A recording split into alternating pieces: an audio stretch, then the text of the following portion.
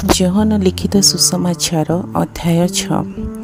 ଏଥି ଉତ୍ତାରେ ଯୀଶୁ ଗାଲିଲି ସମୁଦ୍ରର ଅର୍ଥାତ୍ ତିରିବିଆ ସମୁଦ୍ରର ଆର ପାରିକି ଗଲେ। ଆଉ ସେ ରୋଗୀମାନଙ୍କ ପ୍ରତି ଯେ ଆଶ୍ଚର୍ଯ୍ୟକର୍ମ କରୁଥିଲେ, ସେହି ସବୁ ଦେଖି ବହୁ ସଂଖ୍ୟକ ଲୋକ ତାହାଙ୍କର ପଶ୍ଚାତଗମନ କରିବାକୁ ଲାଗିଲେ। ସେଥିରେ ଯୀଶୁ ପର୍ବତ ଉପରକୁ ଯାଇ ଆପଣା ଶିଷ୍ୟମାନଙ୍କର ସହିତ ସେଠାରେ ବସିଲେ।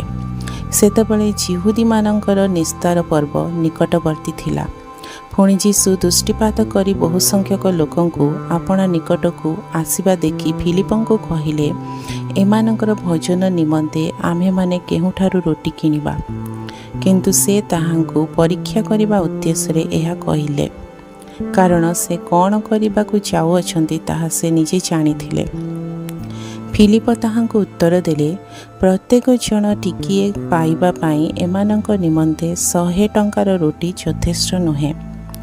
ସିମୋନ ପିତରଙ୍କର ଭ୍ରାତା ଆନ୍ଦ୍ରିୟ ନାମକ ତାହାଙ୍କର ଶିଷ୍ୟମାନଙ୍କ ମଧ୍ୟରୁ ଜଣେ ତାହାଙ୍କୁ କହିଲେ, ଏଠାରେ ଜଣେ ବାଳକ ଅଛି, ତାହା ପାଖରେ ଜବର 5ଟି ରୋଟି ଓ 2ଟି ଭଜା ମାଛ ଅଛି, କିନ୍ତୁ ଏତେ ଲୋକଙ୍କ ପାଇଁ ତାହା କ'ଣ ହେବ?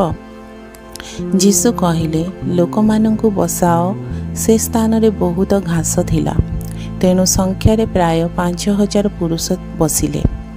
ସେଥିରେ ଯୀଶୁ ସେହି ରୋଟି ଘେନି ଧନ୍ୟବାଦ ଦେଇ ବସିଥିବା ଲୋକମାନଙ୍କୁ ତାହା ବାଣ୍ଟି ଦେଲେ। ସେହି ପ୍ରକାରରେ ମାଛ ମଧ୍ୟ ବାଣ୍ଟି ଦେଲେ। ସେମାନେ ଯେତେ ଚାହିଁଲେ ସେତେ ଦେଲେ। ଆଉ ସେମାନେ ପରିତୃପ୍ତ ହୁଅନ୍ତେ ସେ ଆପଣା ଶିଷ୍ୟମାନଙ୍କୁ କହିଲେ, ଯେପରି କିଛି ନଷ୍ଟ ନ ହୁଏ, ଏଥି ନିମନ୍ତେ ବଳିଥିବା ଭଙ୍ଗା ଖଣ୍ଡଗୁଡ଼ିକ ଏକାଠି କର। ସେଥିରେ ସେମାନେ ସେହି ସବୁ ଏକାଠି କଲେ। ପୁଣି ଲୋକମାନଙ୍କର ଖାଇବା ପରେ ଜବର ସେହି 5 ରୋଟିରୁ ଯେଉଁ ଭଙ୍ଗା ଖଣ୍ଡଗୁଡ଼ିକ ବଳିଥିଲା, ସେଥିରେ ସେମାନେ 12 ଟୋକାଇ ପୂର୍ଣ୍ଣ କଲେ। ତେଣୁ ଲୋକମାନେ ତାହାଙ୍କର କୃତ ଆଶ୍ଚର୍ଯ୍ୟକର୍ମ ଦେଖି କହିବାକୁ ଲାଗିଲେ, ଜଗତକୁ ଯେଉଁ ଭାବବାଦୀଙ୍କର ଆସିବାର ଥିଲା, ଏ ନିଶ୍ଚୟ ସେହି। ଅତଏବ ସେମାନେ ଆସି ରାଜା କରିବା ନିମନ୍ତେ ଯେ ତାହାଙ୍କୁ ବଳପୂର୍ବକ ଧରିବାକୁ ଉଦ୍ୟତ ଅଟନ୍ତି, ଏହା ଜାଣି ଯୀଶୁ ପୁନର୍ବାର ଅନ୍ତର ହୋଇ ଏକାକୀ ପର୍ବତକୁ ବାହାରିଗଲେ।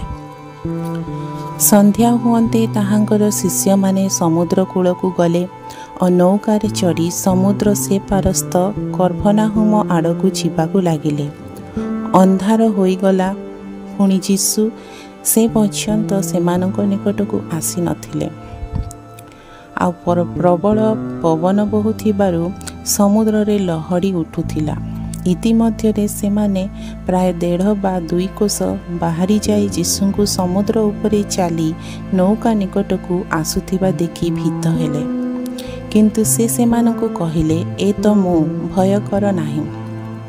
ତେଣୁ ସେମାନେ ତାହାଙ୍କୁ ନୌକାରେ ନେବାକୁ ଇଚ୍ଛୁକ ହେଲେ। ପୁଣି ସେମାନେ ଯେଉଁ ସ୍ଥାନକୁ ଯାଉଥିଲେ, ନୌକାଟି ତତ୍କ୍ଷଣାତ୍ ସେହି ସ୍ଥାନରେ ପହଞ୍ଚିଲା। ସେ ସ୍ଥାନରେ ଗୋଟିଏ ନୌକା ଭିନ୍ନ ଯେ ଅନ୍ୟ କୌଣସି ନୌକା ନଥିଲା। ଆଉ ସେଥିରେ ଯେ ଯୀଶୁ ଆପଣା ଶିଷ୍ୟମାନଙ୍କ ସହିତ ଯାଇନଥିଲେ, ମାତ୍ର କେବଳ ତାହାଙ୍କର ଶିଷ୍ୟମାନେ ଯାଇଥିଲେ, ଏହା ଯେଉଁ ଲୋକମାନେ ତହିଁ ଆରଦିନ ସମୁଦ୍ର ସେପାରିରେ ଠିଆ ହୋଇ ସେମାନେ ଦେଖିଥିଲେ। ପ୍ରଭୁ ଧନ୍ୟବାଦ ଦେଲା ଉତ୍ତାରେ ସେମାନେ ଯେଉଁ ସ୍ଥାନରେ ରୋଟି ଭୋଜନ କରିଥିଲେ, ସେହି ସ୍ଥାନ ନିକଟକୁ ତିରିବିଆରୁ ଆଉ କେତେକ ନୌକା ଆସିଲା। ଅତଏବ ଯୀଶୁ କିମ୍ବା ତାହାଙ୍କର ଶିଷ୍ୟମାନେ ଯେ ସେଠାରେ ନାହାନ୍ତି, ଏହା ଯେତେବେଳେ ଲୋକସମୂହ ଦେଖିଲେ, ସେତେବେଳେ ସେମାନେ ସେହି ସବୁ ନୌକାରେ ଚଢ଼ି ଯୀଶୁଙ୍କୁ ଖୋଜୁ ଖୋଜୁ କଫରନାହୁମକୁ ଆସିଲେ। ଆଉ ସେମାନେ ସମୁଦ୍ର ସେପାରିରେ ତାହାଙ୍କର ଦେଖା ପାଇ ତାହାଙ୍କୁ ପଚାରିଲେ, ହେ ଗୁରୁ, ଆପଣ କେତେବେଳେ ଏଠାକୁ ଆସିଲେ?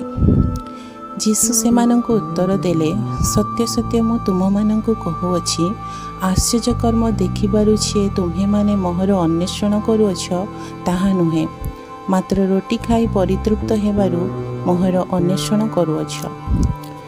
କ୍ଷୟୀ ଭକ୍ଷ୍ୟ ନିମନ୍ତେ ଶ୍ରମ ନ କରି ବରଞ୍ଚ ଯେଉଁ ଅନନ୍ତ ଜୀବନଦାୟକ ଭକ୍ଷ୍ୟ ଅକ୍ଷୟ ରହେ, ସେଥି ନିମନ୍ତେ ଶ୍ରମ କର। ସେହି ଭକ୍ଷ୍ୟ ମନୁଷ୍ୟପୁତ୍ର ତୁମମାନଙ୍କୁ ଦେବେ, କାରଣ ତାହାକୁ ପିତା ଅର୍ଥାତ୍ ଈଶ୍ୱର ମୁଦ୍ରାଙ୍କନ କଲେ। ସେଥିରେ ସେମାନେ ତାହାଙ୍କୁ ପଚାରିଲେ, ଈଶ୍ୱରଙ୍କର କାର୍ଯ୍ୟ ସବୁ କରିବା ନିମନ୍ତେ ଆମମାନଙ୍କୁ କ'ଣ କରିବାକୁ ହେବ? ଯୀଶୁ ସେମାନଙ୍କୁ ଉତ୍ତର ଦେଲେ, ଈଶ୍ୱର ଯାହାକୁ ପ୍ରେରଣ କରିଅଛନ୍ତି ତାହାଙ୍କଠାରେ ବିଶ୍ୱାସ କରିବା ହିଁ ଈଶ୍ୱରଙ୍କର କାର୍ଯ୍ୟ ଅଟେ। ସେଥିରେ ସେମାନେ ତାହାଙ୍କୁ ପଚାରିଲେ, ତାହେଲେ ଆପଣ ଚିହ୍ନ ସ୍ୱରୂପ କ'ଣ କରୁଅଛନ୍ତି ଯେ ତାହା ଦେଖି ଆମ୍ଭେମାନେ ଆପଣଙ୍କୁ ବିଶ୍ୱାସ କରିପାରୁ?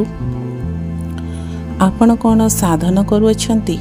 ଆମ୍ଭମାନଙ୍କର ପିତୃପୁରୁଷ ପ୍ରାନ୍ତରରେ ମାନ୍ନା ଭୋଜନ କରୁଥିଲେ, ଯେପରି ଲେଖା ଅଛି, ଭୋଜନ କରିବା ନିମନ୍ତେ ସେ ସେମାନଙ୍କୁ ସ୍ୱର୍ଗରୁ ଆହାର ଦେଲେ। ସେଥିରେ ଯୀଶୁ ସେମାନଙ୍କୁ କହିଲେ, ସତ୍ୟ ସତ୍ୟ ମୁଁ ତୁମମାନଙ୍କୁ କହୁଅଛି, ମଶା ତୁମ୍ଭମାନଙ୍କୁ ସ୍ୱର୍ଗରୁ ଆହାର ଦେଇନାହାନ୍ତି, କିନ୍ତୁ ମୋହର ପିତା ତୁମ୍ଭମାନଙ୍କୁ ସ୍ୱର୍ଗରୁ ପ୍ରକୃତ ଆହାର ଦେଇଅଛନ୍ତି। କାରଣ ଯେଉଁ ଆହାର ସ୍ୱର୍ଗରୁ ଅବତରଣ କରି ଜଗତକୁ ଜୀବନ ପ୍ରଦାନ କରେ ତାହା ଈଶ୍ୱରଦତ୍ତ ଆହାର।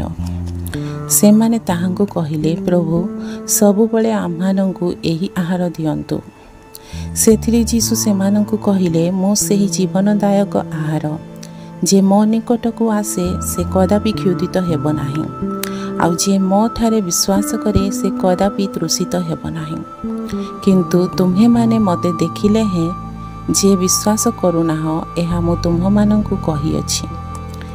ପିତା ଯେ ସମସ୍ତଙ୍କୁ ମୋତେ ଦାନ କରନ୍ତି ସେମାନେ ମୋ ନିକଟକୁ ଆସିବେ, ଆଉ ଯେ ମୋ ନିକଟକୁ ଆସେ ତାହାକୁ ମୁଁ କୌଣସି ପ୍ରକାରେ ବାହାର କରିଦେବି ନାହିଁ।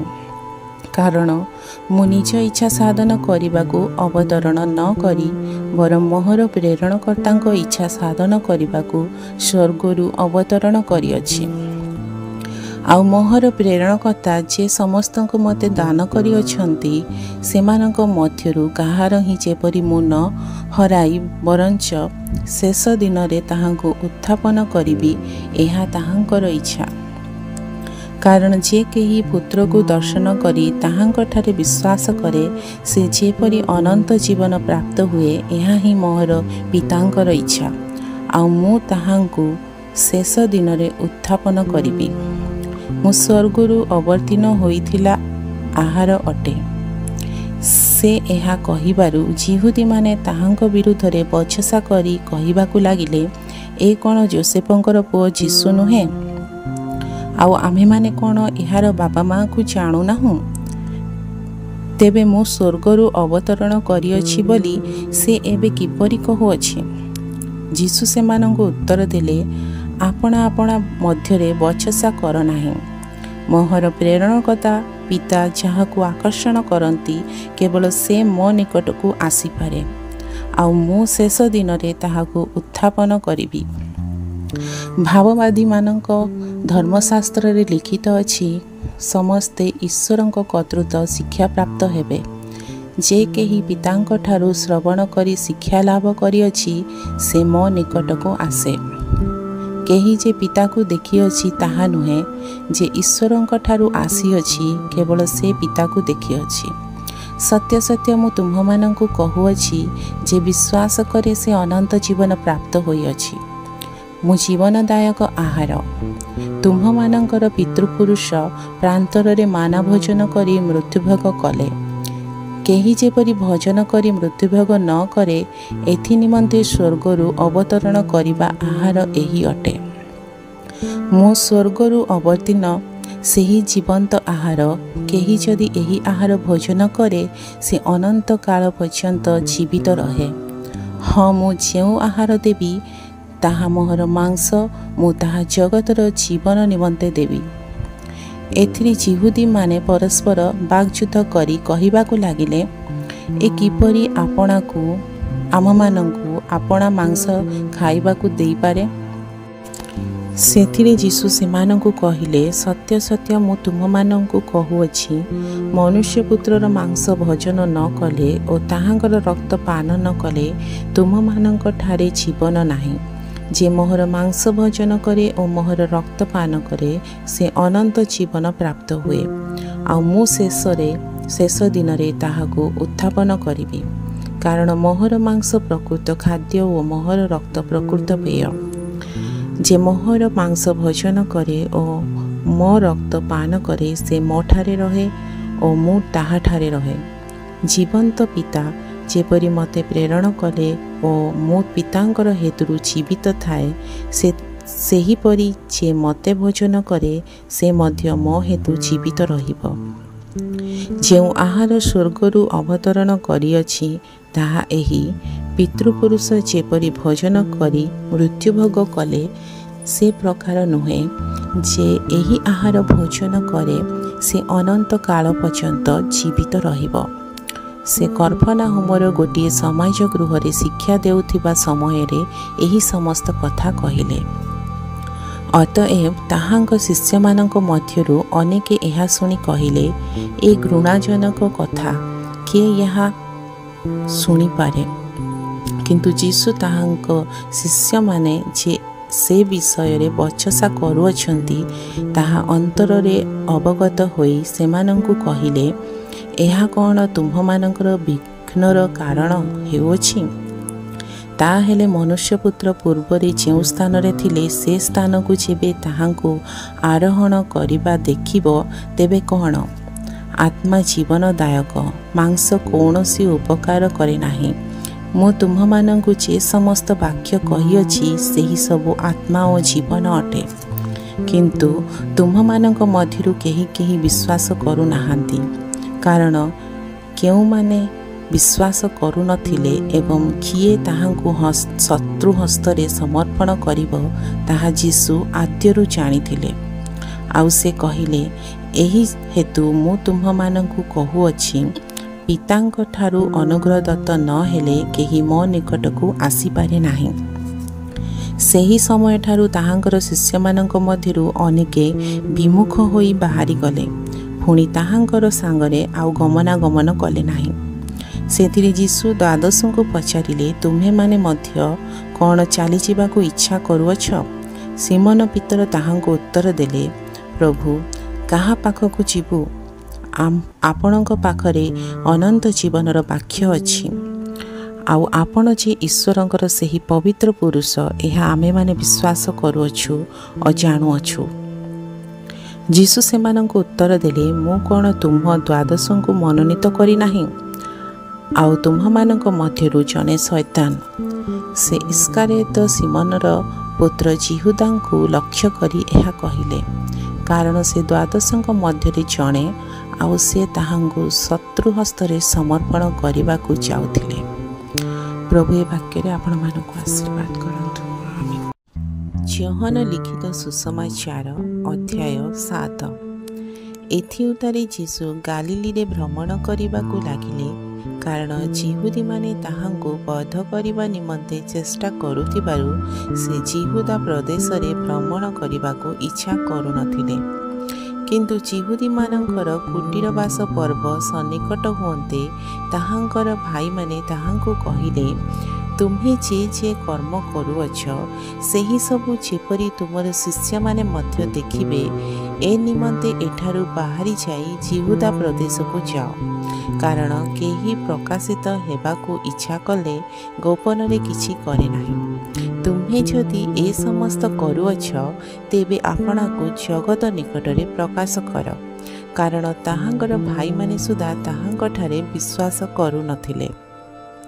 सेथिरे यीशु सेमानंकु कहिले, मोहर समय ए पर्यंत उपस्थित होई नाही, मात्र तुम्भमानंकर समय सर्वदा उपस्थित। जगत तुम्भमानंकु घृणा करि पारे नाही, किंतु मते घृणा करे, कारण ताहार कर्म जे मंद मु ताहा विषय रे एही साक्ष्य देउछि। तुम्हे माने एही पर्व को जाओ, मु एबे एही पर्व को जाऊ नाही, कारण मोहर समय ए पर्यंत संपूर्ण होई नाही। से सेमानंकु एही समस्त कथा कही गालिली रे रहिले, किंतु तांकर भाई माने पर्व को गला उतारे से मध्य गले, प्रकाश रे नुहे मात्र एक प्रकार गोपन रे। एनु जिहुदी माने पर्व रे ताहांकु खोजु खोजु पचारिले, से काहे? आउ ताहांकर विषय रे लोक समूह मध्यरे बहुत आंदोलन हेबाकु लागिला।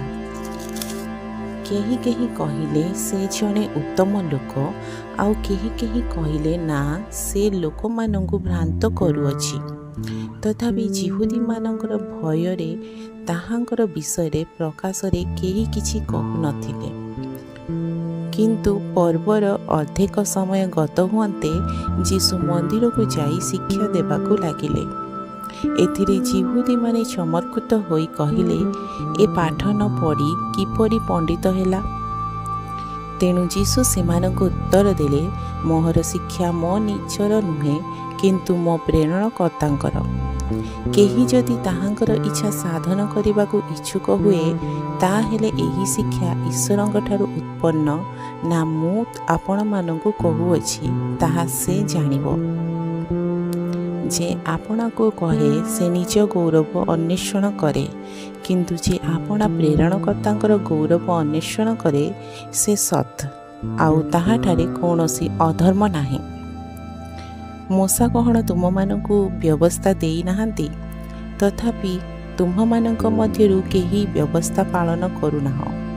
तुम्हे माने काहेकि मते बध करिबाकू चेष्टा करूअछ। लोक समय उत्तर देले, तुमको भूत लगी अच्छी, किए तुमको बध करने चेष्टा करूअछि। जीशु सेमानंकु उत्तर देले, मु गोटे कर्म कली आउ तुम्हे माने समस्ते चमत्कृत हेल। एही हेतुरु मूसा तुम्ह मानंकु सुन्नत विधि देई अछंती। एहा जे मूसांक ठारू होई अछि ताहा नुहे, मात्र पितृपुरुषंक ठारू। आउ तुम्हे माने विश्राम बारे मनुष्यर सुन्नत करूअछ। मूसांकर व्यवस्था लंघन न हेबार निमंते जदि विश्राम बारे मनुष्य सुन्नत प्राप्त हुए, ताहेले मु विश्राम बारे जणे मनुष्य को सम्रांग सुस्थ करिबारु तुम्हे माने काहेकि मो उपरे क्रोध करूअछ। बाह्य विषय देखि विचार न करी न्याय विचार कर। एथिरे जेरुसालेम निवासी मानंक मध्यरु केही केही कहिबाकू लागिले, सेमाने जहाको बोध करबा निमंते चेष्टा करूअछंती, ए कोन से नुहे। पुणी देख, से प्रकाशरे कथा कहूअछि आउ सेमाने ताहाकू किछि करूनाहांती। ए जे ख्रीष्ट, एहा कोन नेता माने सते जानि सारिलेनी। जहा हेउ, एहार उत्पत्ति आमे माने जानो, किंतु ख्रीष्ट जेतेबेले आसीबे सेतेबेले ताहांकर उत्पत्ति केही जानिब नाही। सेथिरे जीशु मंदिर रे शिक्षा देउ देउ उच्च स्वरे कहिले, तुम्हे माने मते ओ मोर उत्पत्ति उभय जान। मु निज ठारू आसी नाही, किंतु मोर प्रेरणकर्ता सत ताहांकु तुम्हे माने जान नाही। मु ताहांकु जाने, कारण मु ताहांक ठारू उत्पन्न आउ से मते प्रेरण कले। सेथिरे से माने ताहांकु धरिबाकू चेष्टा कले, किंतु केही ताहांकर उपरे हाथ देले नाही, कारण ताहांकर समय से पर्यंत उपस्थित होइना।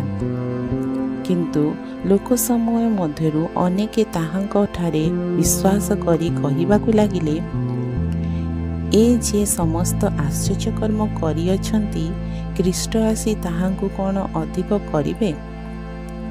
फारुसी माने लोक समूह को ताहांक विषय आंदोलन करने शुणिले एवं याजक ओ फारुसी माने ताहांकु धरिबा निमंते पदातिक मानंकु पठाइले। सेथिरे जीशु कहिले, मु आउ अल्प समय तुम मानक सहित रही मोर प्रेरणकर्तांक निकटकू जाउछि।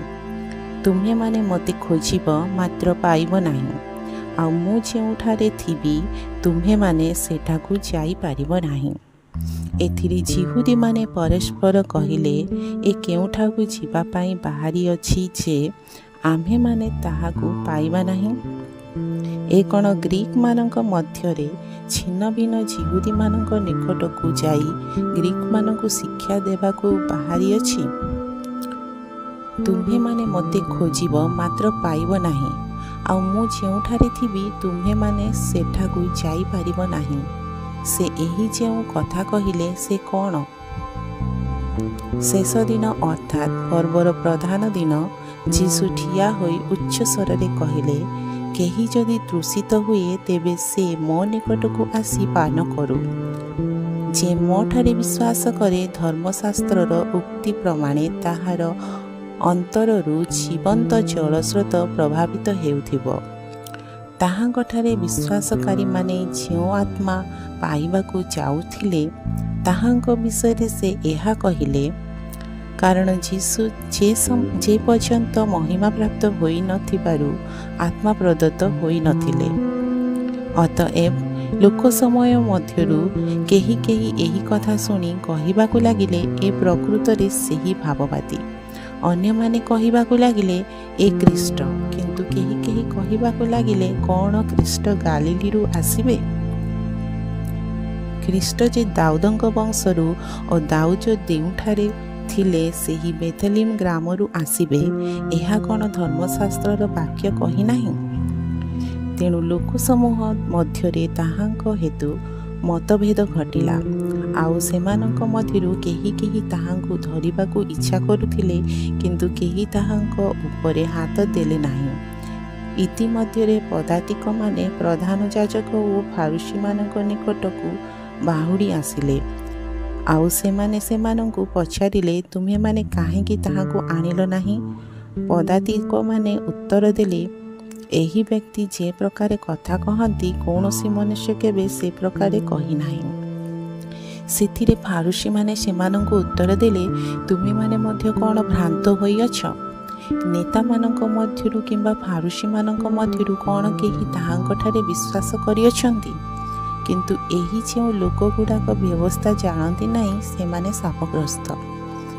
जो निकोदेम एथिपूर्वे ताहांक निकटकू आसीथिले और जे सेमानंक मध्यरे जणे से सेमानंकु पचारिले, जणे लोक ठारू प्रथमे न शुणी और ताहार आचरण विषय न जानी आममानक व्यवस्था कौन ताहाकू दोषी करे? सेमाने ताहांकु उत्तर देले, तुमे मध्य कौन जणे गालिलीय लोक? गालिलीरू कौनसी भाववादी उत्पन्न हुअंती नाही, एहा अनुसंधान करी देख। प्रभु ए वाक्य आपण मानक आशीर्वाद करନ୍ତୁ। योहन लिखित सुसमाचार अध्याय 8। प्रत्युषरे से पुनर्बार मंदिर को आसिले, पुणी समस्त लोक ताहांक निकटकू आसन्ते से उपवेशन करी सेमानंकु शिक्षा देबाकू लागिले। आउ शास्त्री और फारुसी माने व्यभिचार कर्मरे धृता जणे स्त्री लोकंकु घेनी आसी ताहाकू मध्यस्थल रे ठिया कराई ताहांकु कहिले, हे गुरु, एही स्त्री लोकटा व्यभिचार कर्म करुथिबा समय रे धरा पड़िअछि। एहीपरि लोकमानंकु पत्थर फोपाड़ी मारिबाकू मोसा आममानंकु व्यवस्थारे आज्ञा देइअछंती। तेबे आपण कौन कहुअछंती? सेमाने जेपरि ताहांक विरुद्धरे अभियोगर कारण पाई पारंती, एथि निमंते सेमाने ताहांकु परीक्षा करिबा उद्देश्यरे एहा कहिले। किंतु जीशु अधमुख होई अंगुली द्वारा भूमि रे लिखिबाकू लागिले। मात्र सेमाने ताहांकु पुनः पुनः पचारन्ते से मस्तक उत्तोलन करी सेमानंकु कहिले, तुम्हमानंक मध्यरे जे निष्पाप से प्रथमे ताहांकु पत्थर फोपाडु। पुनर्बार से अधमुख होई भूमि रे लिखिबाकू लागिले। ताहा सुनी सेमाने बड़ ठारू आरंभ करी जण जण होई बाहरी जिबाकू लागिले। आउ केवल जीशु और मध्यस्थल से स्त्री लोक अवस्थित रहिले। पुणी जीशु मस्तक उत्तोलन करी ताहांकु कहिले, गो नारी, सेमाने कहांती? केही कौन तुमको दंडनीय बोली विचार कले नहीं? से कहिला, केही नहीं प्रभु। सेथिरे जीशु कहिले, मु मध्य तुमको दंडनीय बोली विचार करू नहीं। जाओ, आजि ठारू आउ पाप कर नहीं। जीशु पुनर्बार लोकमानंकु शिक्षा दे कहिले, मु जगतर ज्योति। जे मोहर अनुगमन करे से केबे हे अंधकार रे भ्रमण करिब नाही, बरं जीवनर ज्योति पाइब। सेथिरे फारुसी माने ताहांकु कहिले, तुम्हे निज विषय साक्ष्य देउछ, तुम्हर साक्ष्य सत्य नुहे। जीशु सेमानंकु उत्तर देले, मु जदि निज विषय साक्ष्य देउथाए तेबे सुधा मोहर साक्ष्य सत्य, कारण मु केउ स्थानरु आसीअछि और केउ स्थान को जाउअछि ताहा जाने, किंतु मु केउं स्थानरू आसे किंबा केउं स्थानकू जाए ताहा तुम्हे माने जान नाही। तुम्हे माने मनुष्य भावरे विचार करिथाओ, मु काहारी विचार करे नाही। किंतु मु जदि विचार करे तेबे सुधा मोहर विचार यथार्थ, कारण मु एकाकी नुहे किंतु मोहर प्रेरणकर्ता मो सांगरे अछंती। पुणी दुई जनकर साक्ष्य जे सत्य एहा तुम्हमानंकर व्यवस्थारे मध्य लेखा अछि। मु निजे निजर साक्षी, पुणी मोहर प्रेरणकर्ता पिता मो विश्वास विषय रे साक्ष्य देउछंती। एथिरे सेमाने ताहांको पचारिबाकु लागिले, तुम्हर पिता कहांती? जीसु उत्तर देले, तुम्हे माने मते जान नाही किंबा मोहर पितांको मध्य जान नाही। जदि मते जानंत तेबे मोहर पितांको मध्य जानंत। से मंदिर मध्य शिक्षा देउथिबा समय रे भंडार निकट रे एही समस्त कथा कहिले, किंतु केही ताहांको धरिले नाही, कारण ताहांकर समय से पर्यंत उपस्थित होई नथिला। सेथिरे से पुनर्बार सेमानंकु कहिले, मु जाऊ अछि आ तुम्हे माने मते खोजिबो ओ आपणा आपणा पापरे मरिबो। मु जेउठाकु जाऊ अछि तुम्हे माने सेठाकु जाई पार नाही। तेणु जिहुदी माने कहिबाकु लागिले, ए कोण आत्महत्या करिबो बोली कहूअछि? मु जेउठाकु जाऊ अछि तुम्हे माने सेठाकु जाई पार नाही। सेथिरे से सेमानंकु कहिले, तुम्हे माने अधस्थानरु उत्पन्न, मु ऊर्ध्वस्थानरु उत्पन्न। तुम्हे माने जगतरु उत्पन्न, मु ए जगतरु उत्पन्न नुहे। तेणु तुम्हे माने जे आपण आपण पापरे मरिब, मु तुम्ह मानंकु एहा कहिली, कारण मु जे सही व्यक्ति एहा तुम्हे माने विश्वास न कले आपण आपण पापरे मरिब। सेथिरे सेमाने ताहांकु पचारिले, तुमे किए? जीसु सेमानंकु कहिले, तुम्हमानंक संगरे कथा कहिले लाभ कौन?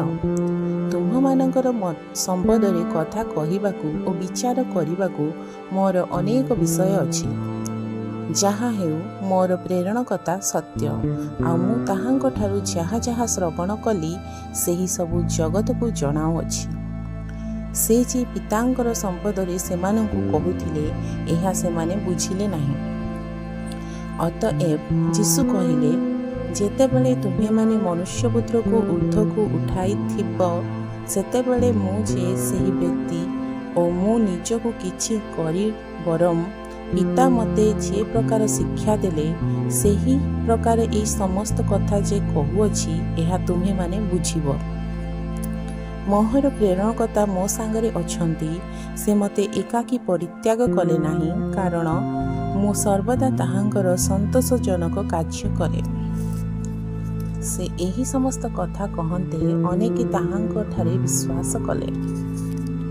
अतएव जीसु ताहांको विश्वास करुथिबा जिहुदी मानंकु कहिले, जदि तुम्हे माने मोहर वाक्यरे स्थिर होई रहिबो, तेबे तुम्हे माने प्रकृतरे मोहर शिष्य। पुणी तुम्हे माने सत्य ज्ञात हेबो ओ सेही सत्य तुम्हमानंकु मुक्त करिबो। सेथिरे से माने ताहांको उत्तर देले, आम्हे माने अब्राहमकर वंश आउ केबे हे काहारी दास होइनाहु, तेबे तुम्हे माने मुक्त हेबो बोली तुम्हे किपरि कहुअछ? जीसु सेमानंकु उत्तर देले, सत्य सत्य मु तुम्हमानंकु कहुअछि, जे केही पाप करे से पापर दास। दास चिरकाल गृहरे रहे नाही, पुणी चिरकाल रहे। अतएव पुत्र जदि तुम्हमानंकु मुक्त करिवे, ताहेले तुम्हे माने प्रकृतरे मुक्त हेबो। तुम्हे माने जे अब्राहमकर वंश ताहा मु जाने, किंतु मोहर वाक्य तुम्हमानंकर अंतररे स्थान न पाइबारु तुम्हे माने मते बध करिबाकु चेष्टा करुअछ। मु पितांक निकटरे जहा जहा देखिअछि सेही सबु कहुअछि। अतएव तुम्हे माने मध्य तुम्हमानंकर पिता निकटरू जहा जहा शुणिअछ सेही सबु कर। सेमाने ताहांकु उत्तर देले, अब्राहम आम्भमानंकर पिता। जीसु सेमानंकु कहिले, जदि तुम्हे माने अब्राहमकर संतान, तेबे अब्राहमकर कर्म कर। किंतु जे ईश्वरଙ୍କ ठारू शुणिथिबा सत्य तुम्हमानंकु कहुअछि एपरि लोक जे मते तुम्हे माने एबे बध करबाकु चेष्टा करुअछ अब्राहम एपरि कर्म कले नाही। तुम्हे माने तुम्हमानंक पितार कर्म सब करुअछ। से माने ताहांकु कहिले आमे माने व्यभिचाररु जात होई नाहु, आम्हानंकर एकमात्र पिता से ईश्वर। जीसु सेमानंकु कहिले ईश्वर जदि तुम्हमानंकर पिता होई थांते ताहेले तुम्हे माने मते प्रेम करंत, कारण मो ईश्वरଙ୍କ ठारू आसी अछि। मो निज ठारू आसी नाही, किंतु से मते प्रेरण कले। तुम्हे माने काहेकि मोहर कथा बुझु नाह? तुम्हे माने तो मोहर वाक्य शुणी पारु नाह। तुम्हे माने तुम्हमानंकर पिता शैतान ठारू उत्पन्न, आउ तुम्हमानंकर पिता कामना साधन करिबा तुम्हमानंकर इच्छा। से आद्यरु नरघातक, आउ से सत्य रे रहे नाही, कारण ताहा ठारे सत्य नाही। जेतेबेले से मिथ्या कहे सेतेबेले से निज ठारू कहे, कारण से मिथ्यावादी और मिथ्यावादीर पिता। किंतु मु सत्य कहूथिबारु तुमे माने मते विश्वास करुनाह। मो ठारे पाप अछि बोली तुम्हमानंक मध्यरु किए प्रमाण देउछि? मु जेबे सत्य कहे तेबे तुम्हे माने काहेकि मते विश्वास करुनाह? जे ईश्वरଙ୍କ ठारू उत्पन्न से ईश्वरଙ୍କ वाक्य शुणे। एही हेतु तुम्हे माने शुणुनाह, कारण तुम्हे माने ईश्वरଙ୍କ ठारू उत्पन्न नुह। जिहुदी माने ताहांकु उत्तर देले, तू जे जणे समीरणीय ओ तते जे भूत लागि अछि, एहा कोन आमे माने ठीक कहूनाह? जीसु उत्तर देले, मते भूत लागि नाही, किंतु मो मोहर पितांकु समादार करुअछि, आउ तुम्हे माने मते अनादर करुअछ। किंतु मो निजर गौरव अन्वेषण करे नाही। जे अन्वेषण करंती ओ विचार करंती एपरि जणे अछंती। सत्य सत्य मु तुम्हमानंकु कहुअछि, जदि केही मोहर वाक्य पालन करे ताहेले से कदापि केबे हे मृत्यु दर्शन करिब नाही। जिहुदी माने ताहांकु कहिले, एबे आमे माने जानिलु जे तते भूत लागि अछि। अब्राहम ओ भाववादी माने मृत्यु भोग करि अछंती, मात्र तू कहुअछु जदि केही मोहर वाक्य पालन करे ताहेले से कदापि केबे हे मृत्युर आस्वाद पाइब नाही। तू कौन आम्हानकर पिता अब्राहम को अपेक्षा श्रेष्ठ? से तो मृत्युभोग करिअछंती, भाववादी माने मध्य मृत्युभोग करिअछंती। तू निजको किए बोली कहुअछु? जीसु उत्तर देले, मु जदि निजर गौरव करुथाए तेबे मोहर गौरव किछि नुहे। मोहर जेउ पितांकु तुम्हे माने तुम्हमानंक ईश्वर बोली कहुअछ, से मोहर गौरव करुअछंती। आउ तुम्हे माने ताहांकु जानि नाह, किंतु मु ताहांकु जाने। पुणी मु ताहांकु जाने नाही बोली जदि कहिबी ताहेले मु तुम्हमानंक परि मिथ्यावादी हेबी। किंतु मु ताहांकु जाने और ताहांकर वाक्य पालन करे। तुम्हमानंकर पिता अब्राहम मोहर दिन देखिबा आशारे उल्लास कले, आउ से ताहा देखि आनंद कले। सेथिरे जिहुदी माने ताहांकु कहिले, तुमको तो ए जाए 50 वर्ष बयस होई नाही, तुमे कोन अब्राहम को देखिअछ? जीसु सेमानंकु कहिले, सत्य सत्य मु तुममानंकु कहुअछि, अब्राहम को जन्म पूर्वरु मु अछि। सेथिरे सेमाने ताहांको उपरकु फोपाड़िबा निमंते पत्थर उठाइले, किंतु जीसु गोपନରେ मंदिररु बाहरी गले। प्रभु ए वाक्य रे आपण मानकु आशीर्वाद करंतु। जोहन लिखित सुसमाचार अध्याय 9। से जाउथिबा समय रे जणे जन्मांध को देखिले, आउ ताहांको शिष्य माने ताहांको पचारिले, हे गुरु, किए पाप करिबारु ए अंध होई जन्म हैला, निजे ना एहार बापा माँ? जीसु उत्तर देले, ए किंबा एहार बापा माँ पाप कले नाही, किंतु ईश्वरଙ୍କ कर्म जेपरि एहाठारे प्रकाशित हुए ए निमंते एहा घटिअछि। दिन थाउ थाउ मोहर प्रेरणकर्तांकर कर्म करिबा आम्हानंकर कर्तव्य। जो समय रे केही कर्म करि पारे नाही, एपरि रात्रि आसुअछि। मु जे पर्यंत जगत रे अछि से पर्यंत मु जगतर ज्योति। ଏହା କହି ସେ ମାଟିରେ ଛେପ ପକାଇ ସେଇ ଛେପରେ କାଦୁଅ କଲେ ଆଉ ତାହାର ଦୁଇ ଆଖିରେ କାଦୁଅ ଲଗାଇ ଦେଲେ। ତାହାକୁ କହିଲେ, ଯାଅ ସିଲୋମ ପୋଖରୀରେ ଧୋଇ ହୁଅ। ସେଥିରେ ସେ ବାହାରି ଯାଇ ଧୋଇ ହେଲା ଓ ଦୃଷ୍ଟି ପାଇ ଚାଲିଗଲା। ତେଣୁ ପ୍ରତିବାସୀମାନେ ପୁଣି ଯେଉଁମାନେ ତାହାଙ୍କୁ ପୂର୍ବେ ଜଣେ ଭିକାରୀ ବୋଲି ଦେଖିଥିଲେ, ସେମାନେ ପଚାରିଲେ, ଯେ ବସି ଭିକ ମାଗୁଥିଲା, ଏ କ'ଣ ସେ ନୁହେଁ? କେହି କେହି କହିଲେ, ଏ ସେ, ଆଉ କେହି କେହି କହିଲେ, ନା, ଏ ତାହାର ପରି। ସେ କହିଲା, ମୁଁ ସେହି। ସେଥିରେ ସେମାନେ ତାହାଙ୍କୁ କହିଲେ, ତାହେଲେ ତୋର ଆଖି କିପରି ଫିଟିଗଲା? ସେ ଉତ୍ତର ଦେଲା, ଯାହାଙ୍କୁ ଯୀଶୁ ବୋଲି କହନ୍ତି, ସେହି ବ୍ୟକ୍ତି କାଦୁଅ କରି ମୋହର ଦୁଇ ଆଖିରେ ଲେପି ଦେଲେ ଆଉ ମୋତେ କହିଲେ, ସିଲୋହକୁ ଯାଇ ଧୋଇ ହୁଅ। ତେଣୁ ମୁଁ ବାହାରି ଯାଇ ଧୋଇ ହେଲି ଓ ଦୃଷ୍ଟି ପାଇଲି। ସେମାନେ ତାହାଙ୍କୁ ପଚାରିଲେ, ସେ କାହିଁ? ସେ କହିଲେ, ମୁଁ ଜାଣେ ନାହିଁ। ସେ ପୂର୍ବରେ ଅନ୍ଧ ଥିଲା। ସେମାନେ ତାହାକୁ ଫାରୁସୀମାନଙ୍କ ନିକଟକୁ ଆଣିଲେ। ଯୀଶୁ ଯେଉଁଦିନ କାଦୁଅ କରି ତାହାର ଆଖି ଫିଟାଇ ଦେଇଥିଲେ, ସେହିଦିନ ବିଶ୍ରାମବାର। ଅତଏବ ସେ କିପରି ଦୃଷ୍ଟି ପାଇଲା, ଏହା ଫାରୁସୀମାନେ ମଧ୍ୟ ତାହାକୁ ଆଉ ଥରେ ପଚାରିବାକୁ ଲାଗିଲେ।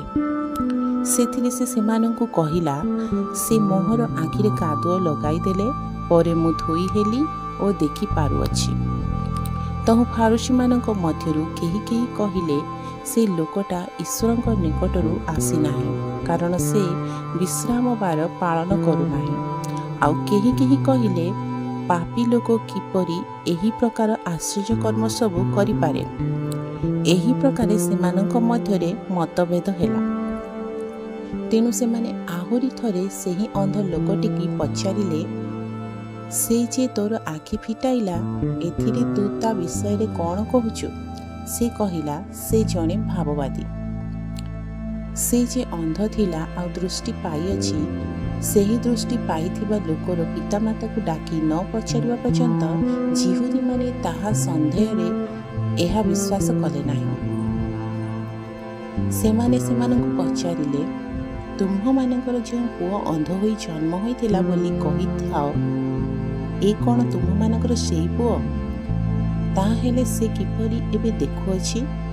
ସେଥିରେ ତାହାର ପିତାମାତା ଉତ୍ତର ଦେଲେ, ଏ ଯେ ଆମମାନଙ୍କର ପୁଅ ଓ ଏ ଯେ ଅନ୍ଧ ହୋଇ ଜନ୍ମ ହୋଇଥିଲା, ଏହା ଆମ୍ଭେମାନେ ଜାଣୁ, କିନ୍ତୁ ସେ କିପରି ଏବେ ଦେଖୁଅଛି ତାହା ଜାଣୁନାହୁଁ, କିମ୍ବା କିଏ ତାହାର ଆଖି ଫିଟାଇ ଦେଲେ ତାହା ମଧ୍ୟ ଆମ୍ଭେମାନେ ଜାଣୁନାହୁଁ।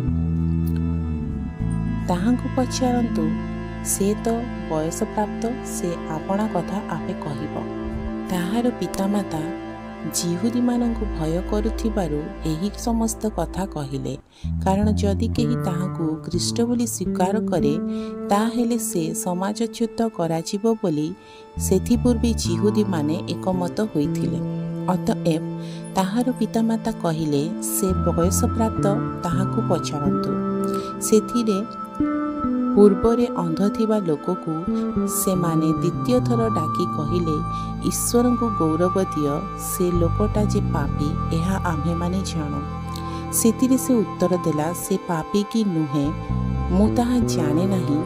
ମୁଁ ଗୋଟିଏ ବିଷୟ ଜାଣେ, ମୁଁ ଅନ୍ଧ ଥିଲି, ଏବେ ଦେଖିପାରୁଅଛି। ତେଣୁ ସେମାନେ ତାହାକୁ କହିଲେ, ସେ ତୋତେ କ'ଣ କଲା? ସେ କି ପ୍ରକାରେ ତୋର ଆଖି ଫିଟାଇ ଦେଲା? ସେ ସେମାନଙ୍କୁ ଉତ୍ତର ଦେଲା, ମୁଁ କହି ସାରିଲିଣି, ଆଉ ଆପଣମାନେ ଶୁଣିଲେ ନାହିଁ। କାହିଁକି ଆଉ ଥରେ ଶୁଣିବାକୁ ଇଚ୍ଛା କରୁଅଛନ୍ତି? ଆପଣମାନେ ମଧ୍ୟ କ'ଣ ତାହାଙ୍କର ଶିଷ୍ୟ ହେବାକୁ ଇଚ୍ଛା କରୁଅଛନ୍ତି? ସେଥିରେ ସେମାନେ ତାହାକୁ ଗାଳି ଦେଇ କହିଲେ, ତୁ ସେଇଟାର ଶିଷ୍ୟ, କିନ୍ତୁ ଆମ୍ଭେମାନେ ମୂଷାଙ୍କର ଶିଷ୍ୟ। ଆମ୍ଭେମାନେ ଜାଣୁ ଯେ ଈଶ୍ୱର ମୂଷାଙ୍କୁ କଥା କହିଅଛନ୍ତି, କିନ୍ତୁ ଏ ଲୋକଟା କେଉଁଠାରୁ ଆସିଅଛି ତାହା ଆମ୍ଭେମାନେ ଜାଣୁନାହୁଁ। ସେହି ଲୋକଟି ସେମାନଙ୍କୁ ଉତ୍ତର ଦେଲା, ସେ ମୋହର ଆଖି ଫିଟାଇ ଦେଲେ, ଆଉ ସେ କେଉଁଠାରୁ ଆସିଅଛନ୍ତି ତାହା ଆପଣମାନେ ଜାଣନ୍ତି ନାହିଁ। ଏ ତ ଆଶ୍ଚର୍ଯ୍ୟ କଥା। ଈଶ୍ୱର ଯେ ପାପୀମାନଙ୍କ କଥା ଶୁଣନ୍ତି ନାହିଁ, ଏହା ଆମ୍ଭେମାନେ ଜାଣୁ। କିନ୍ତୁ ଯଦି କେହି ଈଶ୍ୱର ଭକ୍ତ ହୋଇ ତାହାଙ୍କର ଇଚ୍ଛା ସାଧନ କରେ, ତାହେଲେ ସେ ତାର କଥା ଶୁଣନ୍ତି। କେହି ଯେ ଜନ୍ମାନ୍ଧର ଚକ୍ଷୁ ଫିଟାଇ ଦେଲା, ଏହା ତ କେବେ ହେଲେ ଶୁଣାଯାଇ ନଥିଲା। ଏ ଈଶ୍ୱରଙ୍କ ଠାରୁ ଆସିନଥିଲେ କିଛି କରିପାରନ୍ତେ ନାହିଁ। ଯେଉଁମାନେ ତାକୁ ଉତ୍ତର ଦେଲେ, ତୁଡ଼ା ତ ପୁରା ପାପରେ ଜନ୍ମ ହେଲୁ, ଆଉ ତୁ ଆମ୍ଭମାନଙ୍କୁ ଶିକ୍ଷା ଦେଉଅଛୁ। ସେଥିରେ ସେମାନେ ତାହାକୁ ବାହାର କରିଦେଲେ। ସେମାନେ ଯେ ତାହାକୁ ବାହାର କରି ଦେଇଅଛନ୍ତି। ଯୀଶୁ ଏହା ଶୁଣି ତାହାର ଦେଖା ପାଇ କହିଲେ, ତୁମେ କ'ଣ ମନୁଷ୍ୟପୁତ୍ରଙ୍କଠାରେ ବିଶ୍ୱାସ କରୁଅଛ? ସେ ଉତ୍ତର ଦେଲା, ହେ ପ୍ରଭୁ, ସେ କିଏ କୁହନ୍ତୁ, ଯେପରି ମୁଁ ତାହାଙ୍କଠାରେ ବିଶ୍ୱାସ କରିବି। ଯୀଶୁ ତାହାଙ୍କୁ କହିଲେ, ତୁମେ ତାହାଙ୍କୁ ଦେଖିଅଛ, ଆଉ ଯେ ତୁମ ସାଙ୍ଗରେ କଥା କହୁଅଛନ୍ତି ସେ ସେହି। ସେଥିରେ ସେ କହିଲା, ପ୍ରଭୁ, ମୁଁ ବିଶ୍ୱାସ କରୁଅଛି। ଆଉ ସେ ତାହାଙ୍କୁ ପ୍ରଣାମ କଲା। ଯୀଶୁ କହିଲେ, ଦେଖୁନଥିବା ଲୋକେ ଯେପରି ଦେଖନ୍ତି ଓ ଦେଖୁଥିବା ଲୋକେ ଯେପରି ଅନ୍ଧ ହୁଅନ୍ତି, ଏହି ବିଚାର ନିମନ୍ତେ ମୁଁ ଜଗତକୁ ଆସିଅଛି। ଫାରୁସୀମାନଙ୍କ ମଧ୍ୟରୁ ଯେଉଁମାନେ ତାହାଙ୍କର ସାଙ୍ଗରେ ଥିଲେ, ସେମାନେ ଏହା ଶୁଣି ତାହାଙ୍କୁ କହିଲେ, ଆମ୍ଭେମାନେ ମଧ୍ୟ କ'ଣ ଅନ୍ଧ? ଯୀଶୁ ସେମାନଙ୍କୁ କହିଲେ, ଯଦି ଅନ୍ଧ ହୋଇଥାନ୍ତ, ତାହେଲେ ତୁମ୍ଭମାନଙ୍କର ପାପ ନ ଥାନ୍ତା। କିନ୍ତୁ ଆମ୍ଭେମାନେ ଦେଖୁଅଛୁ, ଏହା ଏବେ କହୁଅଛ, ତୁମ୍ଭମାନଙ୍କର ପାପ ରହୁଅଛି। ପ୍ରଭୁ ଏହି ବାକ୍ୟରେ ଆପଣମାନଙ୍କୁ ଆଶୀର୍ବାଦ କରନ୍ତୁ। ଯୋହନ ଲିଖିତ ସୁସମାଚାର ଅଧ୍ୟାୟ 10। ସତ୍ୟ ସତ୍ୟ ମୁଁ ତୁମମାନଙ୍କୁ କହୁଅଛି ଯେ ଦ୍ୱାର ଦେଇ ମେଷଶାଳାରେ ପ୍ରବେଶ ନ କରେ, ମାତ୍ର ଅନ୍ୟ କୌଣସି ସ୍ଥାନରେ ଚଢ଼ି ପ୍ରବେଶ କରେ, ସେ ଚୋର ଓ ଡକାୟତ। କିନ୍ତୁ ଯେ ଦ୍ୱାର ଦେଇ ପ୍ରବେଶ କରେ, ସେ ମେଷପାଳକ। ଦ୍ୱାରୀ ତାହା ନିମନ୍ତେ ଦ୍ୱାର ଫିଟାଇ ଦିଏ। ପୁଣି ମେଷଗୁଡ଼ିକ ତାର ସ୍ୱର ଶୁଣନ୍ତି, ଆଉ ସେ ନିଜର ମେଷ ସବୁକୁ ନାମ ଧରି ଡାକି ବାହାର କରି ଘେନିଯାଏ। ସେ ନିଜର ମେଷ ସବୁକୁ ବାହାର କଲା ଉତ୍ତାରେ ସେମାନଙ୍କ ଆଗେ ଆଗେ ଚାଲେ ଓ ମେଷଗୁଡ଼ିକ ତାହାଙ୍କର ପଛେ ପଛେ ଚାଲନ୍ତି, କାରଣ ସେମାନେ ତାହାର ସ୍ୱର ଚିହ୍ନନ୍ତି। କିନ୍ତୁ ସେମାନେ ଅଚିହ୍ନା ଲୋକର ପଛେ ପଛେ କେବେ ହେଁ ଚାଲିବେ ନାହିଁ, ମାତ୍ର ତାହା ପାଖରୁ ପଳାଇ ଯିବେ, କାରଣ ସେମାନେ ଅଚିହ୍ନା ଲୋକମାନଙ୍କର ସ୍ୱର ଚିହ୍ନନ୍ତି ନାହିଁ। ଯୀଶୁ ସେମାନଙ୍କୁ ଏହି ଉପମା କହିଲେ, କିନ୍ତୁ ସେ ସେମାନଙ୍କୁ ଯାହା ଯାହା କହୁଥିଲେ, ସେହି ସବୁ କ'ଣ ବୋଲି ସେମାନେ ବୁଝିଲେ ନାହିଁ। ତେଣୁ ଯୀଶୁ ପୁନର୍ବାର କହିଲେ, ସତ୍ୟ ସତ୍ୟ ମୁଁ ତୁମମାନଙ୍କୁ କହୁଅଛି, ମୁଁ ମେଷଗୁଡ଼ିକର ଦ୍ୱାର। ଯେତେ ଜଣ ମୋ ପୂର୍ବରେ ଆସିଅଛନ୍ତି, ସେମାନେ ସମସ୍ତେ ଚୋର ଓ ଡକାୟତ, କିନ୍ତୁ ମେଷ ସବୁ ସେମାନଙ୍କର କଥା ଶୁଣିଲେ ନାହିଁ। ମୁଁ ଦ୍ୱାର। ଯଦି କେହି ମୋ ଦେଇ ପ୍ରବେଶ କରେ, ତାହେଲେ ସେ ରକ୍ଷା ପାଇବ ଏବଂ ଭିତରକୁ ଆସି ଓ ବାହାରକୁ ଯାଇ ଚରା ପାଇବ। ଚୋର କେବଳ ଚୋରି, ବଧ ଓ ବିନାଶ କରିବା ନିମନ୍ତେ ଆସେ। ସେମାନେ ଯେପରି ଜୀବନ ପାଆନ୍ତି ଓ ପ୍ରଚୁର ଭାବରେ ପାଆନ୍ତି, ଏଥି ନିମନ୍ତେ ମୁଁ ଆସିଅଛି। ମୁଁ ଉତ୍ତମ ମେଷପାଳକ। ଉତ୍ତମ ମେଷପାଳକ ମେଷଗୁଡ଼ିକ ନିମନ୍ତେ ଆପଣା ପ୍ରାଣ ଦିଏ। ଯେ ମେଷପାଳକ ନୁହେଁ, ମାତ୍ର ବର୍ତ୍ତନ ଗ୍ରାହକ, ସେ ମେଷଗୁଡ଼ିକ ଯାହାର ନିଜର ନୁହନ୍ତି, ସେ ବାଘ ଆସିଲା ଦେଖି ମେଷଗୁଡ଼ିକୁ ଛାଡ଼ି ପଳାଏ। କାରଣ ସେ ବର୍ତ୍ତନ ଗ୍ରାହକ ଓ ମେଷଗୁଡ଼ିକ ନିମନ୍ତେ ଚିନ୍ତା କରେ ନାହିଁ। ମୁଁ ଉତ୍ତମ ମେଷପାଳକ। ପିତା ଯେପରି ମୋତେ ଜାଣନ୍ତି ଓ ମୁଁ ପିତାଙ୍କୁ ଜାଣେ, ସେହିପରି ମୁଁ ମୋ ନିଜର ମେଷଗୁଡ଼ିକୁ ଜାଣେ, ଆଉ ମୋ ନିଜର ମେଷଗୁଡ଼ିକ ମୋତେ ଜାଣନ୍ତି। ପୁଣି ମେଷଗୁଡ଼ିକ ନିମନ୍ତେ ମୁଁ ମୋର ପ୍ରାଣ ଦିଏ। ଯେଉଁ ମେଷଗୁଡ଼ିକ ଏହି ମେଷଶାଳାର ନୁହନ୍ତି, ମୋହର ଏହିପରି ଅନ୍ୟ ମେଷଗୁଡ଼ିକ ଅଛନ୍ତି, ସେମାନଙ୍କୁ ମଧ୍ୟ ମୋତେ ଆଣିବାକୁ ହେବ। ପୁଣି ସେମାନେ ମୋର ସ୍ୱର ଶୁଣିବେ, ସେଥିରେ ଗୋଟିଏ ପଲ ଓ ଗୋଟିଏ ପାଳକ ହେବେ। ମୁଁ ମୋହର ପ୍ରାଣଦାନ କରିବାରୁ ପିତା ମୋତେ ପ୍ରେମ କରନ୍ତି, ଆଉ ମୁଁ ମୋହର ପ୍ରାଣ ପୁନର୍ବାର ଗ୍ରହଣ କରିବା ନିମନ୍ତେ ତାହା ଦାନ କରେ। କେହି ମୋ ଠାରୁ ତାହା ନେଇଯାଇ ନାହିଁ, ମାତ୍ର ମୁଁ ଆପେ ତାହା ଦାନ କରେ। ତାହା ଦାନ କରିବାକୁ ମୋହର ଅଧିକାର ଅଛି ଓ ତାହା ପୁନର୍ବାର ଗ୍ରହଣ କରିବାକୁ ମୋହର ଅଧିକାର ଅଛି। ମୁଁ ମୋହର ପିତାଙ୍କ ଠାରୁ ଏହି ଆଜ୍ଞା ପାଇଅଛି। ଏହି ସମସ୍ତ କଥା ହେତୁ ଯିହୁଦୀମାନଙ୍କ ମଧ୍ୟରେ ପୁନର୍ବାର ମତଭେଦ ଘଟିଲା। ସେମାନଙ୍କ ମଧ୍ୟରୁ ଅନେକେ କହିବାକୁ ଲାଗିଲେ, ତାହାକୁ ଭୂତ ଲାଗିଛି, ସେ ପାଗଳ, କାହିଁକି ତାହା କଥା ଶୁଣୁଅଛ? ଅନ୍ୟମାନେ କହିଲେ, ଏହିସବୁ କଥା ତ ଭୂତ ଲାଗିଥିବା ଲୋକର ନୁହେଁ, ଭୂତ କ'ଣ ଅନ୍ଧର ଆଖି ଫିଟାଇ ପାରେ? ସେତେବେଳେ ଜେରୁସାଲେମରେ ମନ୍ଦିର ପ୍ରତିଷ୍ଠା ପର୍ବ ପଡ଼ିଲା। ସେ ସମୟ ଶୀତକାଳ। ଆଉ ଯୀଶୁ ମନ୍ଦିରରେ ସଲୋମନଙ୍କର ମଣ୍ଡପରେ ବୁଲୁଥିଲେ। ସେଥିରେ ଯିହୁଦୀମାନେ ତାହାଙ୍କୁ ଚାରିଆଡ଼େ ଘେରି ପଚାରିବାକୁ ଲାଗିଲେ, ଆଉ କେତେ କାଳ ଆମମାନଙ୍କୁ ସନ୍ଦେହରେ ରଖିବ? ଯଦି ତୁମେ ଖ୍ରୀଷ୍ଟ, ତାହେଲେ ଆମମାନଙ୍କୁ ସ୍ପଷ୍ଟ ରୂପେ କୁହ। ଯୀଶୁ ସେମାନଙ୍କୁ ଉତ୍ତର ଦେଲେ, ମୁଁ ତୁମମାନଙ୍କୁ କହୁଅଛି, କିନ୍ତୁ ତୁମ୍ଭେମାନେ ବିଶ୍ୱାସ କରୁନାହଁ। ମୋର ପିତାଙ୍କର ନାମରେ ମୁଁ ଯେଉଁ ଯେଉଁ କର୍ମ କରୁଅଛି, ସେହି ସବୁ ମୋ ବିଷୟରେ ସାକ୍ଷ୍ୟ ଦେଉଅଛି। କିନ୍ତୁ ତୁମ୍ଭେମାନେ ବିଶ୍ୱାସ କରୁନାହ, କାରଣ ତୁମ୍ଭେମାନେ ମୋହର ବଲର ମେଷ ନୁହଁ। ମୋ ମେଷ ସବୁ ମୋହର ସ୍ୱର ଶୁଣନ୍ତି ଓ ମୁଁ ସେମାନଙ୍କୁ ଜାଣେ, ଆଉ ସେମାନେ ମୋହର ପଛେ ପଛେ ଚାଲନ୍ତି। ପୁଣି ମୁଁ ସେମାନଙ୍କୁ ଅନନ୍ତ ଜୀବନ ଦିଏ, ଆଉ ସେମାନେ କଦାପି କେବେ ବିନଷ୍ଟ ହେବେ ନାହିଁ। ପୁଣି କେ ମୋ ହସ୍ତରୁ ସେମାନଙ୍କୁ ହରଣ କରିବ ନାହିଁ।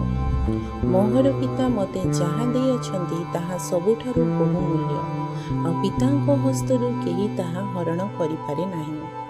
ମୁଁ ଓ ପିତା ଏକ। ଯିହୁଦୀମାନେ ତାହାଙ୍କୁ ଫୋପାଡ଼ିବା ନିମନ୍ତେ ଆଉ ଥରେ ପଥର ଆଣିଲେ। ଯୀଶୁ ସେମାନଙ୍କୁ ଉତ୍ତର ଦେଲେ, ମୁଁ ପିତାଙ୍କ ଠାରୁ ଅନେକ ଉତ୍ତମ କର୍ମ ତୁମମାନଙ୍କୁ ଦେଖାଇଅଛି। ସେହି ସବୁ କର୍ମ ମଧ୍ୟରୁ କେଉଁ କର୍ମ ନିମନ୍ତେ ମୋତେ ପଥର ଫୋପାଡ଼ୁଅଛ? ଯିହୁଦୀମାନେ ତାହାଙ୍କୁ ଉତ୍ତର ଦେଲେ, ଉତ୍ତମ କର୍ମ ନିମନ୍ତେ ଆମ୍ଭେମାନେ ତୋତେ ପଥର ଫୋପାଡ଼ୁ ନାହୁଁ, କିନ୍ତୁ ଈଶ୍ୱର ନିନ୍ଦା ନିମନ୍ତେ, ପୁଣି ତୁ ମନୁଷ୍ୟ ହୋଇ ଆପଣାକୁ ଈଶ୍ୱର ବୋଲାଉଥିବାରୁ। ଯୀଶୁ ସେମାନଙ୍କୁ ଉତ୍ତର ଦେଲେ, ତୁମମାନଙ୍କର ବ୍ୟବସ୍ଥାରେ ଏହା କ'ଣ ଲେଖା ନାହିଁ? ଆମ୍ଭେ କହିଲୁ, ତୁମ୍ଭେମାନେ ଈଶ୍ୱର ଗଣ। ଯେଉଁମାନଙ୍କ ନିକଟରେ ଈଶ୍ୱରଙ୍କ ବାକ୍ୟ ଉପସ୍ଥିତ ହେଲା, ସେମାନଙ୍କୁ ଯଦି ସେ ଈଶ୍ୱର ଗଣ ବୋଲି କହିଲେ, ତାହେଲେ ଯାହାକୁ ଈଶ୍ୱର ପବିତ୍ର କରି ଜଗତକୁ ପ୍ରେରଣ କଲେ, ତାହାକୁ କ'ଣ ତୁମେମାନେ ମୁଁ ଈଶ୍ୱରଙ୍କ ପୁତ୍ର, ଏହା ମୁଁ କହିବାରୁ ତୁ ଈଶ୍ୱର ନିନ୍ଦା କରୁଅଛୁ ବୋଲି କହୁଅଛ? ଯଦି ମୁଁ ମୋହର ପିତାଙ୍କ କର୍ମ ସବୁ କରେ, ତାହାହେଲେ ମୋତେ ବିଶ୍ୱାସ କର ନାହିଁ। କିନ୍ତୁ ଯଦି ମୁଁ କରେ, ତାହେଲେ ଯଦ୍ୟପି ତୁମ୍ଭେମାନେ ମୋତେ ବିଶ୍ୱାସ ନ କର, ତଥାପି ପିତା ଯେ ମୋ ଠାରେ ଅଛନ୍ତି ଓ ମୁଁ ପିତାଙ୍କ ଠାରେ ଅଛି, ଏହା ଯେପରି ତୁମ୍ଭେମାନେ ଜାଣ ଓ ବୁଝ, ଏଥି ନିମନ୍ତେ କର୍ମ ସବୁ ବିଶ୍ୱାସ କର। ସେଥିରେ ସେମାନେ ତାହାଙ୍କୁ ଧରିବା ପାଇଁ ପୁନର୍ବାର ଚେଷ୍ଟା କରିବାକୁ ଲାଗିଲେ, କିନ୍ତୁ ସେ ସେମାନଙ୍କ ହସ୍ତରେ ନ ପଡ଼ି ବାହାରି ଗଲେ। ଏଥିରେ ସେ ପୁନର୍ବାର ଜର୍ଦ୍ଦନର ପର ପାରିକି ଚାଲିଗଲେ। ଯୋହନ ଯେଉଁ ସ୍ଥାନରେ ପୂର୍ବେ ବାପ୍ତିସ୍ମ ଦେଉଥିଲେ, ସେହି ସ୍ଥାନକୁ ଆସି ସେଠାରେ ରହିଲେ। ଆଉ ଅନେକ ତାହାଙ୍କ ନିକଟକୁ ଆସି କହିଲେ, ଯୋହନ ସିନା କୌଣସି ଆଶ୍ଚର୍ଯ୍ୟକର୍ମ କଲେ ନାହିଁ, କିନ୍ତୁ ଏହି ବ୍ୟକ୍ତିଙ୍କ ବିଷୟରେ ଯୋହନ ଯେ ସମସ୍ତ କଥା କହିଲେ, ସେହି ସବୁ ସତ୍ୟ। ଆଉ ସେ ସ୍ଥାନରେ ଅନେକ ତାହାଙ୍କଠାରେ ବିଶ୍ୱାସ କଲେ। ପ୍ରଭୁ ଏ ବାକ୍ୟରେ ଆପଣମାନଙ୍କୁ ଆଶୀର୍ବାଦ କରନ୍ତୁ।